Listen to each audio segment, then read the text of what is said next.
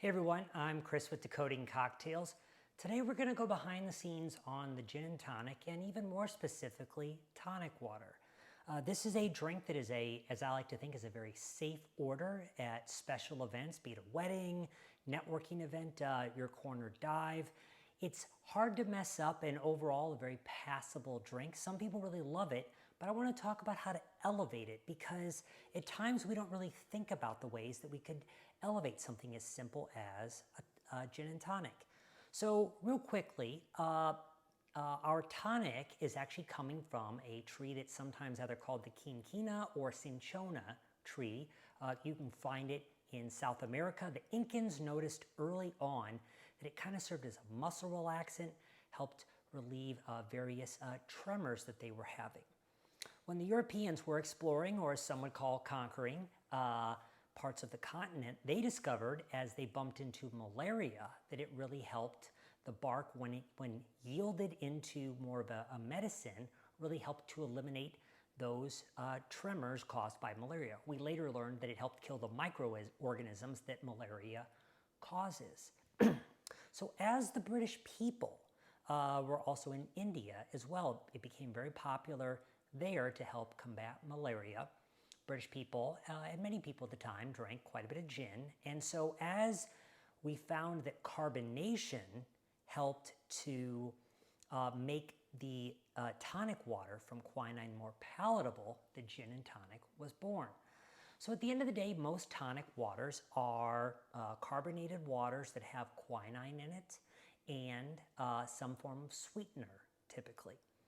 So the thing is, these yellow bottles are probably mostly what you are recognizing. And for the most part, these more affordable brands tend to have lab-synthesized quinine in them. So very generic, kind of imparts the nature, but it's going to have a much milder flavor, in addition to having artificial ingredients. So many years ago, companies like Fever Tree, the name coming from the tree that helped treat malaria, started using higher quality quinine, harvesting bark and putting it into their own tonic waters. So immediately, because today we're going to get into how to make your own quinine syrup and ultimately your own gin and tonic, using a brand like Fever Tree, there's other craft or artisanal brands out there, if you will. These are ways that you can begin to up the quality of your gin and tonic. And don't let the fact that we're going to talk about some bitter things in this video intimidate you. Bitterness is something that if you ask a lot of chefs, bitter flavors help create a level of refreshment. And so part of what makes a gin and tonic tasty is actually the quinine. The bittering elements actually help make the drink more refreshing. So this recipe comes to us from the bartender, Jeffrey Morgenthaler, whose book I've been reading quite a bit recently.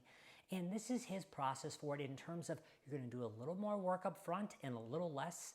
You'll have you'll see you have a little more less work to do as you use this on an ongoing basis. So the first things that you probably don't have at home are Cinchona bark. You can always go ahead and acquire this on Amazon. A local health food store might carry some. And for his recipe, some called gentian root. This is another little bittering root right here. So again, a couple of bucks, you're going to be out setting this up. The other final thing he's going to call for that's probably going to be less common for most of you is citric acid. This is essentially a way of synthesizing some of the sourness we get from lemon, lime, etc. This just helps give us a little extra tartness for our syrup right there. From there, one of the things that I can highly recommend is having a scale. But so with that, let's get into it. You're going to need, and all of the notes on all this are listed out below in the show notes, so no need to keep track too much. But you're going to need about 6 grams of ground up Cinchona bark, and you're going to drop that in about 150 milliliters of vodka. And as you'll see, it dissolves very quickly. And from there, once you've stirred it up, we'll go ahead and just strain it out through a coffee filter. And that is a very shelf-stable mixture right there. So that's something you're going to have for now and later. From there, what we really need is to create our aromatic syrup. And so this calls on a whole bunch of things. You're going to need some grapefruit peel. You're going to need some lemon peel. You're going to want to go ahead and have that citric acid, a little bit of cinnamon too, a little bit of a cinnamon stick.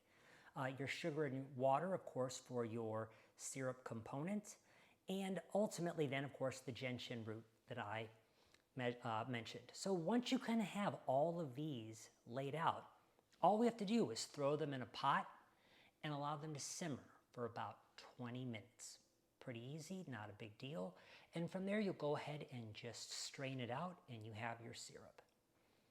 From there, based on the portion you have, and again, this is all will all be written out in the notes below, you'll go ahead and add a little bit of that quinine tincture. This tincture is very shelf stable, so you can go ahead and just put that on the shelf if you love this recipe and use it again later.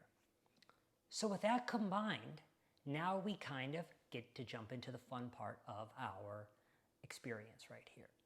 So we're just going to go ahead and make a gin and tonic right here. Get a little old-fashioned glass, lay that out there, and put some ice in that glass right there. From there, you'll go ahead and add about 2 ounces of your gin and about a ½ ounce of your quinine syrup.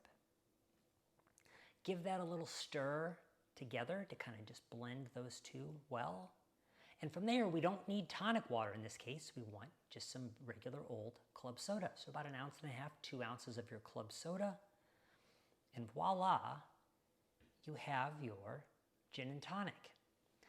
So this is a way that you can go a little more artisanal with this. It's a great way to create a story for friends and family and give yourself a little project. Super easy and a fun way to entertain this summer. So cheers to the reborn gin and tonic.